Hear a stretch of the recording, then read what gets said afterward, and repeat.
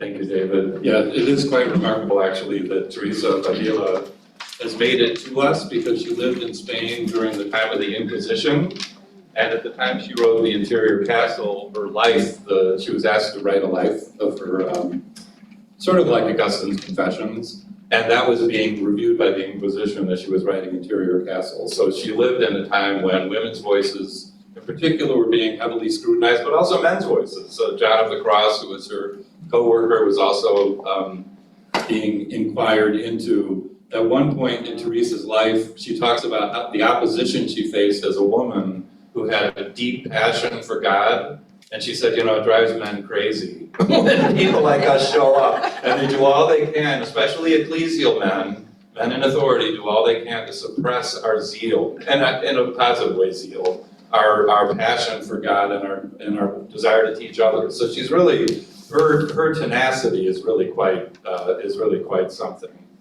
Well, the person today, we went from northern Germany with Martin Luther to German-speaking Swiss territory with Ulrich Zwingli to French-speaking John Calvin, and now we're going to Spain. Therese of Avila, I always call her Therese of Avila from my Ohio days, but it's Avila. So if you say Avila, that's fine with me, but it's prettier with Avila.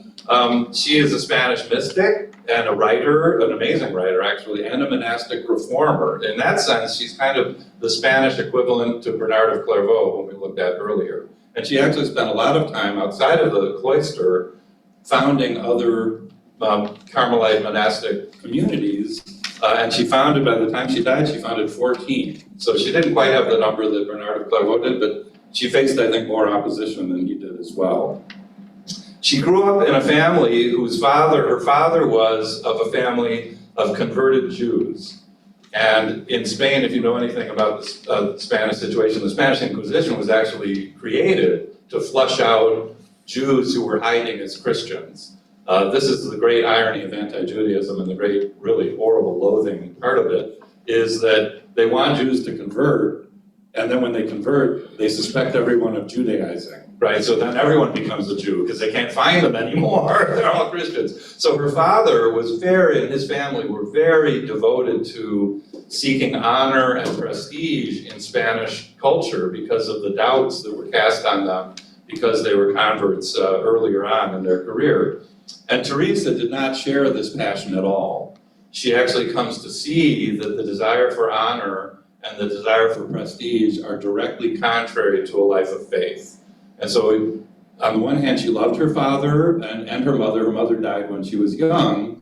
And on the other hand, she's going in a really different track than her father was. So you can see that, but she's aware then of her own prestige and her own family. She came from a very high background that way. As I mentioned, she lost her mother at an early age. Oh, I'm sorry, she was born in 1515. And she died in 1582. The work we're looking at tonight, The Interior Castle, was written in 1577, so it's a very mature work for her. So she's born in 1515. In 1535, she went to religious school, but her father never wanted her to enter the religious life, as it was called. And so, but she gets this passion for the religious life, and especially the fear of hell. And this is something very profound in her own spirituality. Hell is a very real thing for her. And so out of fear for hell, not out of love for God, as she later realizes, she enters the Carmelite convent of the Incarnation and in 1535, so when she was 20 years old. And she stayed in that convent for 27 years. It had over 100 nuns. In fact, in the mid-1500s, it had 180 nuns. But what happened was she found out it wasn't much of a convent at all because all of the nobles in the town sent their daughters that didn't get married, basically, to the convent in which they recreated the social structure of the town. So, and this happens, you take the world with you, right? You can go out to the desert, live in a cave, you bring the world with you. You never flee, the world's right here. So what she wound up with is a convent in which everyone was socializing. So they had people coming in from the town to the convent, they would go out to the town to socialize, and Teresa loved it. She was a very extroverted person. So she spends 20 years in this convent, or 27 years, And over time, she realizes this isn't what I signed up for. This is basically, I might as well just live at home if this is what it's going to be like. The deepest irony is, and I should say something about the Carmelites. So it was a Carmelite monastery, and the Carmelites are a distinct order in the Catholic Church. They were founded in 1224 in Palestine. If you know the northern territory of Palestine up by Megiddo, Mount Carmel is where Elijah performed all the miracles. It's right on the coast. All the miracles against the Baal, the prophets of Baal. And so there were Christians who came over largely as part of the Crusades, who stayed on Mount Carmel and lived a kind of hermit-like monastic existence. And so they formed a community called the Order of Our Lady of Mount Carmel. And then they got papal approval for their order. They soon left Palestine and gravitated toward Europe. And it was an order of men, but in 1451, an order for women was started in Spain, and that's the order that Theresa of Avila joined. So their initial inspiration was very much like the Desert Fathers and Mothers, which was to lead a life of solitude and prayer and contemplation. So having over 100 nuns, having visitors coming in and going out into town and visiting them was like the antithesis of the original vision of the Carmelite order. The other really ironic thing that Theresa found when she entered the convent was they didn't teach her how to pray. Nobody in the convent knew how to pray. And her confessor, which all the nuns would have to have a male confessor, her confessor didn't know how to pray. And so 3 years into her life in the convent, her uncle gives her a book called The Third Spiritual Alphabet. And she reads this book, and it's like, oh, there's a prayer called the Prayer of Recollection, in which it would be sort of like what we call mindfulness meditation, in which you gather yourself together, you recollect yourself before God. And this for her is something every Christian should do. This is not a monastic practice. And she's like, nobody's talking about this. My uncle has to give me this book by a Spanish author to teach me how to do the prayer of recollection. So she then undertakes her own reading of spiritual works to train herself to become a woman of prayer. And that is primarily how she's known. So she actually not only trained herself by the voices of other people, but also was trained by God and by other confessors, especially Jesuit confessors. When she finally had a confessor who was a Jesuit, she was like, oh, thank God, you know what I'm talking about.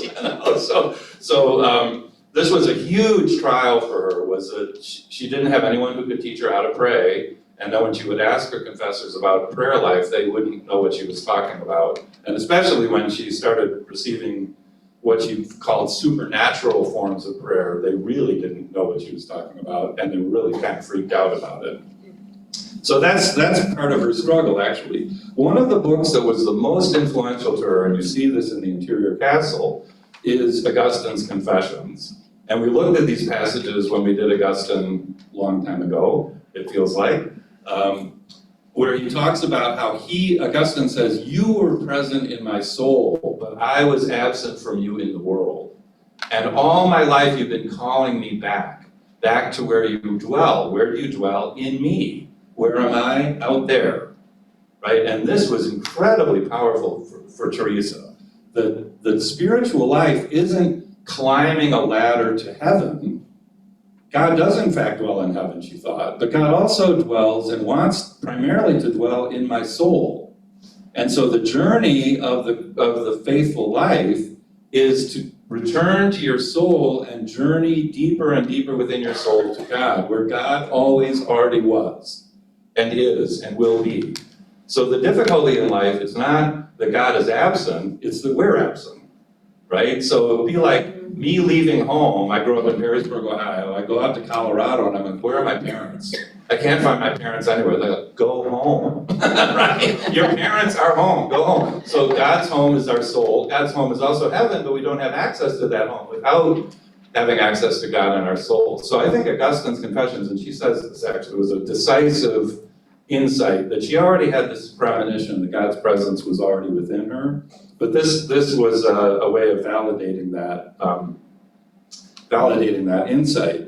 The other thing that starts to happen, once she starts practicing the prayer of recollection, which includes both verbal and mental prayer. There was a big debate during this time, in fact, Patsy and I were talking about this at the beginning, whether or not oral prayer was worthy. Isn't mental prayer better? And she's like, they can't be separated. So you always want to do mental as well as oral prayer. And this again is something every one of us should be doing, she thought. So oral and mental prayer go together, and then by doing so, you conform your will more and more to God. And so that's also a good thing. But this is the soul cooperating with the grace of God that's already within you. What about graces that come without any cooperation whatsoever? Nobody told her this would happen, but she experienced what she called purely supernatural prayer. And that is prayer which is done only by God, and the soul doesn't do anything. And no one could help her with these experiences. But the first one she had came after she was contemplating an image of the crucified Christ. And she realized that he had done all this for her. This is a very similar theme. We'll see this over and over again. He had done all of this for her out of love, suffered all this for her out of love, and she hadn't done anything. This was still when she was kind of diverted with the social world of the convent of the Incarnation. And so this really caught her up short, that Christ loved her so much. What had she done in response to that? And so she devoted herself even more fervently to prayer and to devotion to Christ. And then she says these experiences started coming. She said, I used at times, as I've said, to experience the very fleeting beginnings of something which I now am going to describe. Wait a minute, I need to move this a little bit. This is from her life. When I made that inward picture in which I threw myself at Christ's feet, so she throws herself at his feet and asks for forgiveness, and sometimes also when I was reading, there would come to me unexpectedly such a feeling of the presence of God as made it impossible for me to doubt that he was within me, or that I was totally engulfed in him.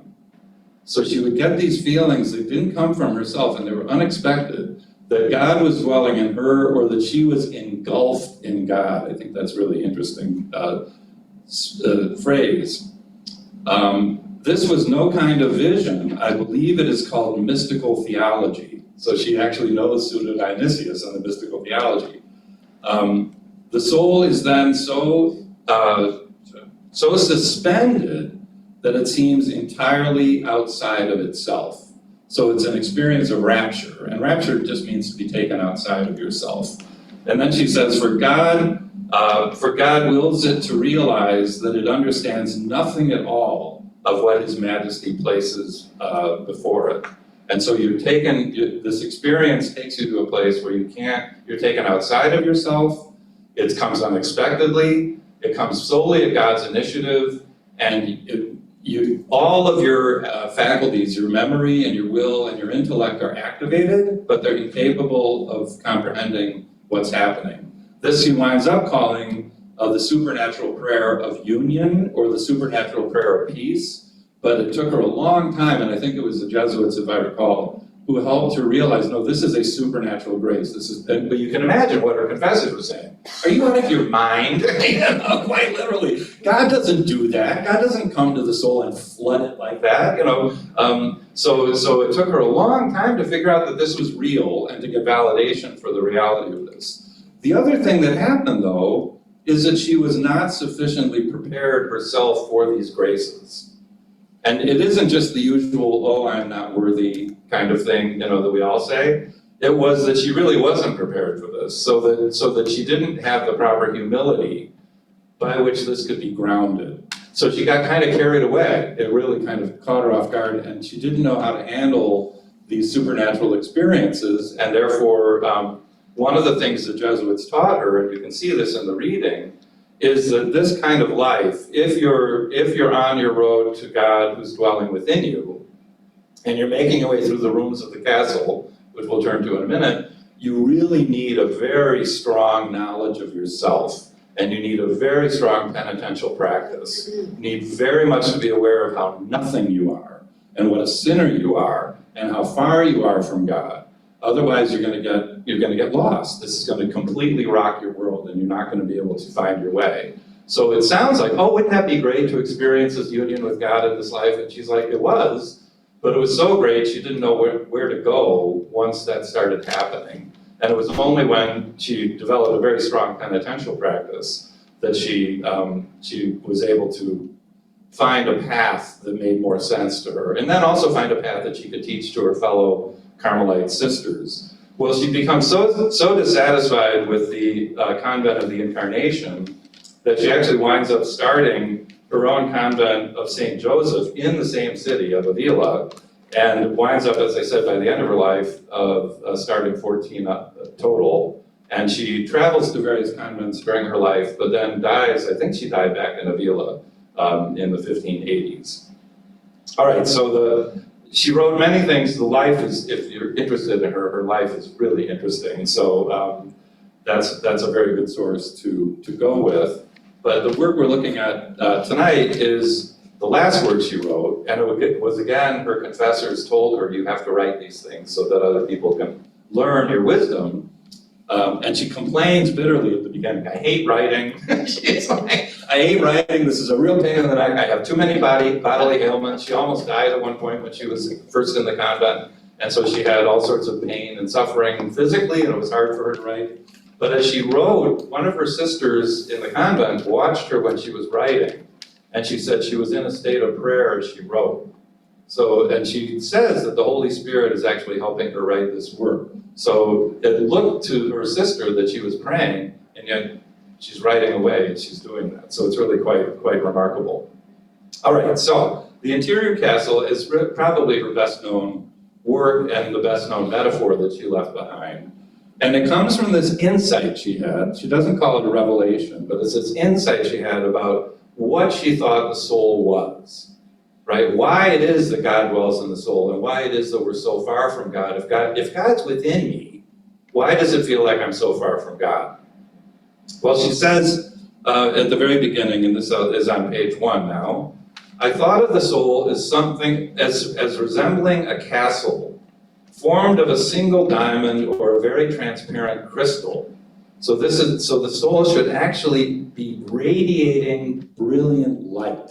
I think that's why it's such a great image, this crystal, and containing many rooms, just as in heaven there are many mansions. So you can see there's a parallel between the soul and heaven. If we reflect sisters, and you can tell she's writing for her Carmelite sisters, we shall see that the soul of the just man is but a paradise in which God tells us he takes his delight. What do you imagine must that dwelling be in which a king so mighty, so wise, and so pure, containing in himself all good, can delight to rest? So what must the soul be like for God to want to dwell there? Nothing can be compared to the great beauty and capabilities of a soul. However keen our intellects may be, they are as unable to comprehend them as to comprehend God. For as he has told us, he created us in his own image and likeness. So we are as unable to understand our soul as we are to understand God. Because God wants to dwell in the soul, and God is incomprehensible, and therefore our soul must be incomprehensible. I think that's really interesting, actually. But she does think that you can comprehend the chambers of the soul, right? So she says, let us imagine, as I said, that there are many rooms in this castle, of which some are above, some below, others at the side. In the center, in the very midst of them all, is the principal chamber in which God and the soul hold their most secret intercourse or exchanges, conversation.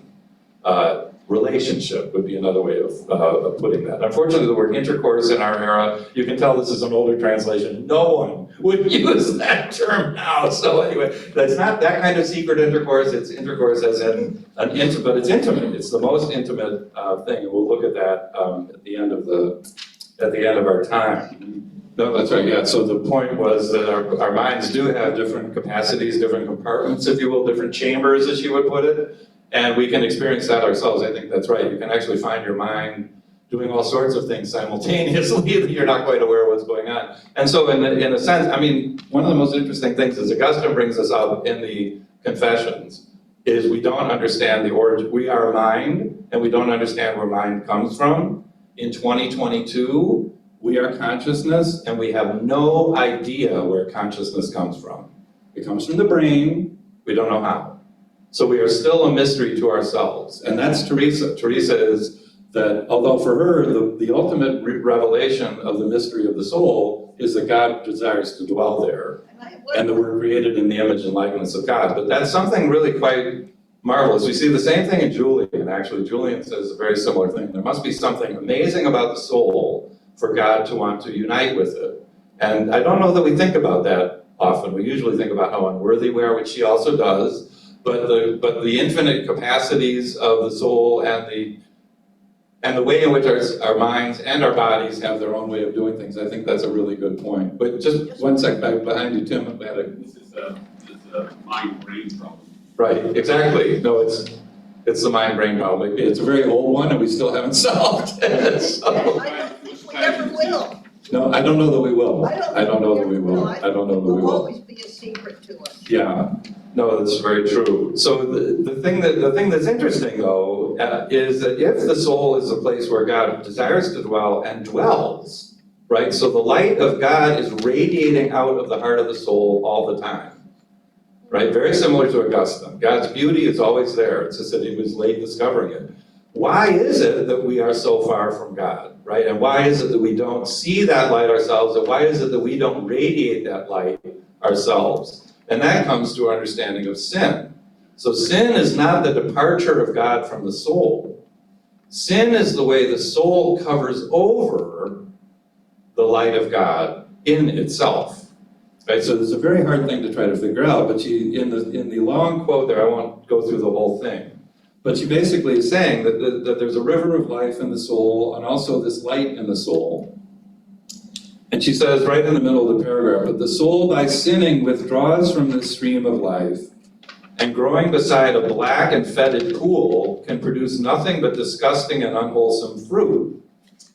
Notice that it is not the fountain and the brilliant sun. I told you she likes switching metaphors mid-sentence. Here we go. It is not the fountain and the brilliant sun which lose their splendor and beauty, for they are placed in the very center of the soul and cannot be deprived of their luster. The soul is like a crystal in the sunshine over which a thick black cloth has been thrown, so that however brightly the sun may shine, the crystal can never reflect it. Right? So sin is our way of throwing a black cloth over the light of God at the heart of our soul. So that even though it's shining there, we obstruct, in fact, we totally blot out that light. And that's what sin does. So the life of perfection, which is what you would call what she was doing, is gradually to pull that dark cloth away. And then to make your way through the different chambers of the soul to that chamber in which God dwells, in which the soul and God have the most intimate relationship. But I think that's a really interesting insight, that it's not, so in other words, we don't need to get God into our souls, we need to get ourselves into our souls, right? We need to return to that home where God is. And picking up on Beth's point, that means that one of the most important things in the life of faith, the life of hope, and the life of love is knowing yourself. Because if God's already in there radiating light, what are we if we're throwing a tarp over that? Right? And for what sake are we doing that? The most beautiful thing in the world is already within us. It's not even in the world. The most beautiful thing in all of existence is already within us. And there we are throwing dirt over it, throwing a tarp over it, hiding it, all of this. So how do we do this and why do we do it? That's what we need to come to understand, that that's what we're capable of. On our own, we don't seek the light at the heart of the crystal, we cover it over, right? And so that's what she needed to learn about herself. When God united God's self with her soul in those mystical unions, she needed to realize who she is all along. She's still the one who throws a tarp over that, right? So the question is, how does that work? How do we cover this over if God's already there? Well, let me answer that first, okay? Because in the castle, the outer wall of the castle is the body, right? And then outside the body are all the evil things of the world, the demons and all of the vipers and everything. And so you're basically, her metaphor is the soul is like a walled city, right? Or a walled castle. And the body is the boundary, right? And so if you go outside, if the soul seeks its life and goodness outside the body, it's going into the realm of extraordinary danger, right? And then it's also by going out there, it's opening the gate, and the evil out there comes in. And you can see why she was so disturbed by the convent of the Incarnation in Avila, because they were out there engaging the world and then bringing the world into the convent. It's like, oh my God, no wonder no one knows how to pray there, right? They're bringing the world into the heart of the soul, and that's what we do. So we love the world. We love the beauty of the world. We love the beauty of the body. We love the beauty of friendship. We love the beauty of family, right? We can't help ourselves. Well, that's all the stuff that covers over the beauty of God. That all covers over the light of God. So if we're to discover that light, we have to abandon our family. If we're going to discover that light, we have to forsake our friends, even our spiritual friends. If we're going to discover and uncover that light, we have to love God and despise the world, right? And then we have to give ourselves completely to God. Otherwise, our love for the other things of this world, even fellow sisters in the convent, will cover that light over. That's what does it. So it's misdirected love, basically. And also then our love for ourselves, because we could then say, I mean, this was her danger in particular. Look at the wonderful graces God is giving me. I mean, at one point she levitates above the ground and her sisters have to hold her down so she doesn't float away, right? We can think this are crazy stories and stuff, but her point is, this could go to your head in a heartbeat, right? And so you could suddenly become very fixed on yourself. What a great soul I am for God to do all this for me. And that's as bad as anything else. In fact, that's worse, because it's based on what God's grace is doing within you. So it's our love, either for the world or for ourselves, that covers it over. And that would be very similar to Augustine. But that was also her experience. It was only when she saw Christ crucified and then threw herself down at his feet, either in a vision or in fact. We don't really know. I don't know if she knew. That she realized, I have to renounce the world. He gave up everything for me. I haven't given up anything for him. And it's disgraceful. I'm in a convent. I've been here for years and I haven't done anything. And so it's that response of love to what Christ did for us that she thinks leads you then to start letting go of all the things that are covering the soul over. But this means that the whole progression of the soul to its center, it's kind of interesting, the soul's on a journey to itself. I mean, it's hard to wrap your mind around what's going on here. The whole thing really does trade on knowledge of yourself. But the knowledge of yourself trades on knowing God, right? And you compare yourself to God. So that fourth paragraph on page 1, I think is really important for her. I do not know whether I put this clearly. Let me be clear, as Obama used to say. Self-knowledge is of such consequence that I would not have you careless of it, though you may be lifted to heaven in prayer, right? So even if you're exalted to heaven in prayer, because while on earth nothing is more needful than humility. Nothing is more needful than humility. I believe we shall never learn to know ourselves except by endeavoring to know God. For beholding God's greatness, we are struck by our own baseness.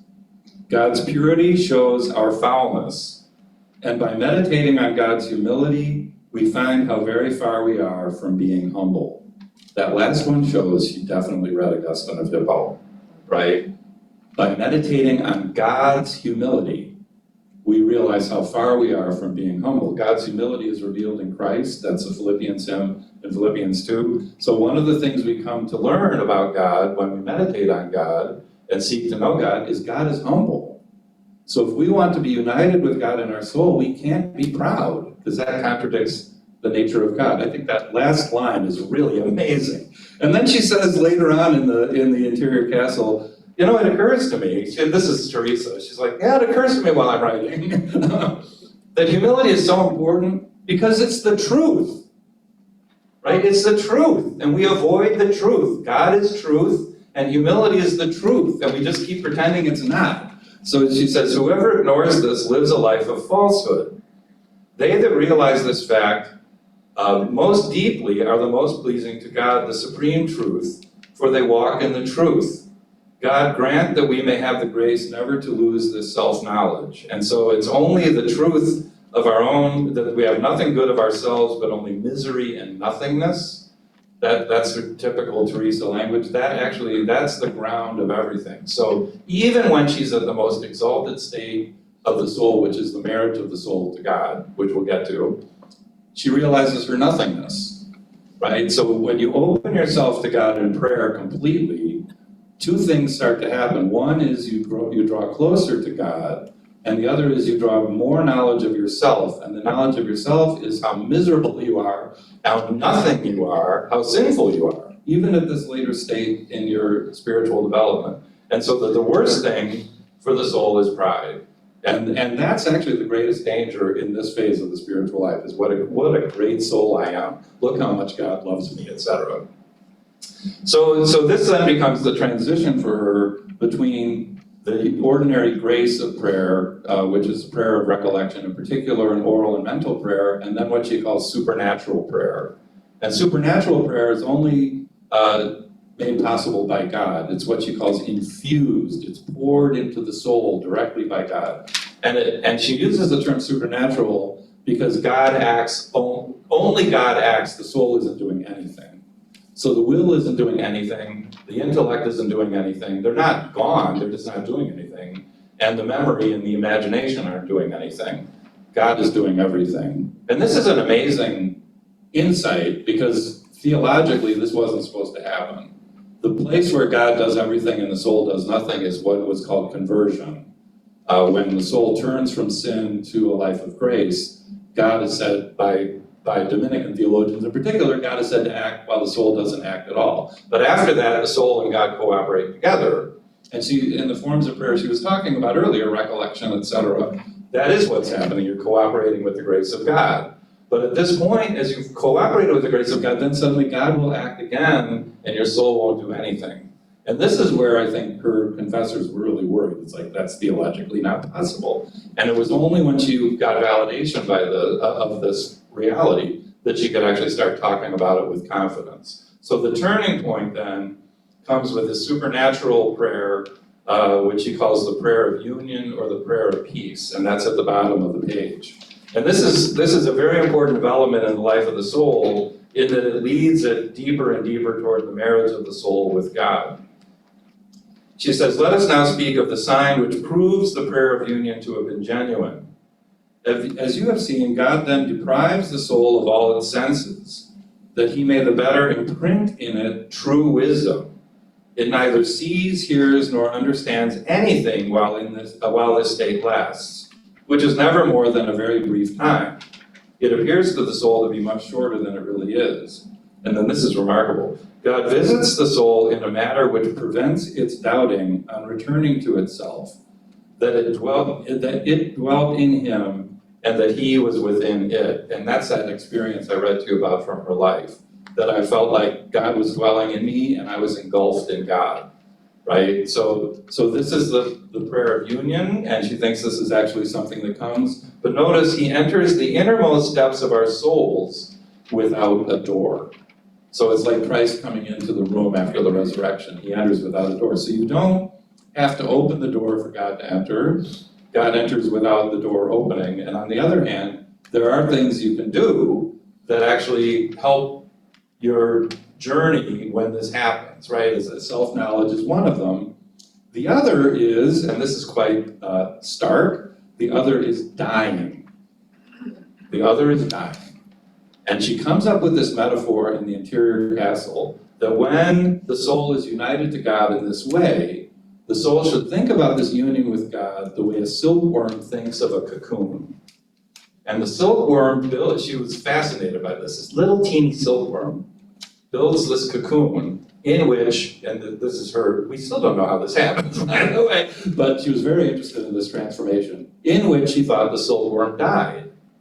And then what comes out is this beautiful white butterfly. So you have this despicable little, she thought, silkworm that needs to go into the cocoon to die so that it can come out as a butterfly, right? And so the prayer of union is to lead you into the presence and union with God so that in God you could die. So she says, she has quite a description of this, but I just selected one passage from it. She exhorts them, "Forward then, my daughters, hasten over your work and build the little cocoon." And that is something you can do, right? "Let us renounce self-love and self-will," going to your question, "care for nothing earthly, do penance, pray, mortify ourselves, be obedient, and perform all the other good works of which you know. And up to your light you have been taught your duties." And then in the imperative, die. Die as the silkworm does when it has fulfilled the office of its creation, and you will see God and be immersed in God's greatness, as the little silkworm is enveloped in its cocoon. Understand that when I say you will see God, I mean in the manner described in which he manifests himself in this kind of union, which is, of course, you're not seeing anything because you're just taken outside and all of your senses are stilled in a way. But then she says, "Let us see what becomes of the silkworm." So it's not nihilistic. "For all I've been saying leads to this. As soon as by means of this prayer the soul has become entirely dead to the world, it comes forth like a lovely little white butterfly." Right? So there's this transformation that takes place in the prayer of union, in which the silkworm dies, and she exhorts them to die, so that they will come forth from this as a lovely little butterfly. Oh, how great God is! How beautiful is the soul after having been immersed in God's grandeur and united closely to him for but a short time. So we're talking again about things that happen in a very brief amount of time. All right, but this again is not the end of the story. Oddly enough, the butterfly is going to have to die also. You would think, oh, isn't that great? Now my soul's a butterfly. Well, you know what butterflies do, though? They kind of flit around, right? And they never rest anywhere for very long. And so the soul in this state is a butterfly that's going to be seeking its home, and its home is God, but it's going to be seeking it in this way that's all over the place, right? And so this is the interesting thing, that the soul in this state now is ready for betrothal with God. So it's very similar to Bernard of Clairvaux, right? So you betroth God and then you marry God. And so you're being led to this point of the butterfly so that you seek to be united with God in marriage. So which would be a permanent estate, not this kind of ephemeral union. But in order for that to happen, you're going to have to let the butterfly just sort of do its butterfly thing, and then it's going to have to die, right? So God can be your life. Because the butterfly is not yet God living in you in that way. So that's I just jumping ahead because it's really, I was shocked when I read that. The butterfly dies, you know? I get the silkworm dying, but I don't want the butterfly to die, but then the butterfly's all over the place. So anyway, so it's very interesting. So we get to the sixth chamber. I haven't really been naming the chambers because the numbers don't always work, and it can get confusing. But what happens is, the soul is now wounded with love for its spouse, as she says in that third paragraph, and all the soul wants is to behold God again and to be united to God. And what's interesting, and this is a total shocker, is God rebuffs that. So at this point, you would think, oh, welcome home, O soul, I've been waiting for you. Welcome home, butterfly, you can fly in here. But instead, God pushes the soul away as though God wants nothing to do with it. This is amazing, and this causes the greatest suffering of the soul, because the soul now no longer loves anything in the world. No friend, no possessions, nothing. The soul just wants God, and God doesn't want the soul. And this causes tremendous suffering and pain, but also incredible sweetness and delight. And it is like when you're in love with someone and you can't be with them, it's a pain you would never want to lose. Right? It's a pain, but you wouldn't want to lose it because that means you then lose the beloved. So there's a sweetness in this suffering that makes it possible for you to endure it. But look at what God does. God's lifted your affection away from everything worldly, including yourself, has shown the sweetness of God's love to you so that you want nothing else in the world. And now God says you can't have it. Right? So she says at one point, I just think that's really quite a remarkable statement, that the soul feels which I love, she feels a strange loneliness, finding no companionship in any earthly creature, nor could she, I believe, among those who dwell in heaven. Even the angels wouldn't do it, since they are not her beloved. Meanwhile, all society is a torture to her. She is like one suspended in midair, right? So she's between God and the earth, basically, but like that. I think that's fascinating. So she's lonely. She can't find her home anywhere but other than in God, and at this point, God won't take her. And so it's incredibly painful. But God does this, A, to awaken the desire of the soul for God, to make sure that the soul is actually desiring God and not anything else, right? B, to conform the soul to Christ's suffering, because Christ suffered incredible amounts out of love for us. So shouldn't we suffer similarly, not the same, but similarly in our relationship to Christ? This is something Catholic piety has preserved. Protestants have gotten rid of this. Christ suffered, so we don't have to. So for her, that's unthinkable. If Christ suffered out of love, you would want to suffer with Christ. So Christ is actually leading the soul to suffer with him, for him, even as Christ suffered for the soul. But that, I think, was a big surprise to her, was that Christ would rebuff her advances and not say, oh, welcome, little butterfly, right? So, but then eventually the soul is invited into the inmost chamber, what she calls the seventh room. For as he has a dwelling place in heaven, this is at the end of that second to last paragraph, so he has in the soul, where none but he may abide, and which may be learned, a term, the second heaven. So the second heaven is this room in the soul, and that's where God now invites the soul into. And in that room, I didn't have this quote, but in that room, the flitting butterfly, which is suspended between God and all other things, that butterfly then enters into that room and dies. And that's why Paul says, I live, nonetheless not I, but Christ lives in me. That the soul at this point no longer lives, but Christ lives as the soul, right? And that's why she called herself not Therese of Avila, but Theresa of Jesus. Because from this point on, Jesus was her permanent companion, right? And sometimes she saw him standing next to her, but her life was Christ. So she actually thought that the butterfly in her had died. So it's very interesting, this image of the butterfly. As I said, I was heartbroken. I found out the silkworm, I guess, that was challenging enough. Die, silkworm, die. I'm like, okay, I can accept that. Wait, not the butterfly. And the other thing that happens, and this goes to your question, the other thing that happens is in the prayer of union, the will has renounced the world, and so the will is united to God, and God kind of claims the will. But the intellect is going all over the place, right? And so the intellect, in a way, is that butterfly. It's united to God in love, but it's not united to God in intellect. And she says while she's writing, there's a terrible buzzing in my head, right? My brain is just going everywhere. So she had this struggle, even when she's writing this book, with the intellect being this butterfly that just kind of goes all over the place. Whereas the will, that's why you need to focus on what you love, because the will ground you. And then the knowledge of yourself will ground you too, that your nothingness and your misery would be a very important thing.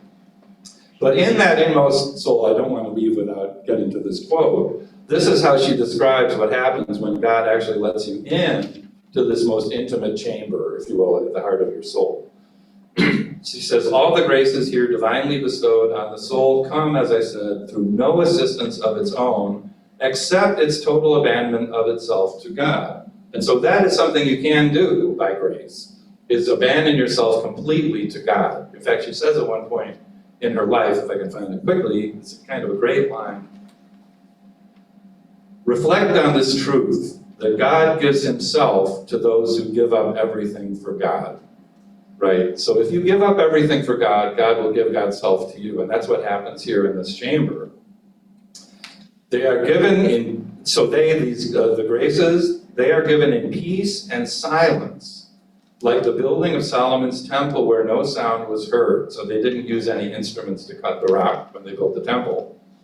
It is thus with this temple of God, this mansion of his, where he and the soul rejoice in each other alone in profound silence. It's really quite remarkable. The mind need not act nor search for anything. So the butterfly isn't flying around anymore, as the Lord who created it wishes it to be at rest. And notice the intellect isn't ignored. God brings the intellect to rest, okay? And only to watch through a little chink what passes within. So it's like Moses looking through the cleft of the rock, right? So the intellect gets to watch what's going on, but the intellect really isn't the heart of the show either. Though at times it cannot see this, yet such intervals are very short. I believe because the powers are not here lost, but only cease to work, being, as it were, dazed with astonishment. Right, so the powers of the soul are not lost, and they're not ignored. They're dazed, right? They're dazed with astonishment, and that's why it's silent. The intellect isn't doing anything, the will isn't doing anything, the imagination isn't doing anything, there's no vision, there's no rapture, there's no floating in the sky, there's no sword piercing the soul. These things happen to her as well, but I just think that's amazing. They're not lost, but only cease to work, being, as it were, dazed with astonishment. So that for her then leads to the marriage of the soul with God, and then that's when the butterfly dies, as I said, and Christ lives in the soul as its own life. So that's the goal of the sisters. Again, this is not the goal of Layla. You and I, we're in real trouble. We're out there in the tarp land, and we just find new things to throw on the soul. So this is she has a very realistic view of for whom this would be possible. So she writes these books for her fellow Carmelite sisters, but they're really quite remarkable works. So, and as Beth pointed out, the psychology that she works out by paying attention so much to the soul and its activities is really quite remarkable. So she does take the part, and also then that's her shame. I mean, she was 20 years in the monastery, just living like it was the world all over again. And so she felt deep shame, given that God had loved her and drawn her into this life, and then she had wasted all those years. So that, I think, is also what allowed her to take God's side. It's like, look at what we do, you know. So anyway, I hope that she's a very interesting person. Very, very interesting. Thank you.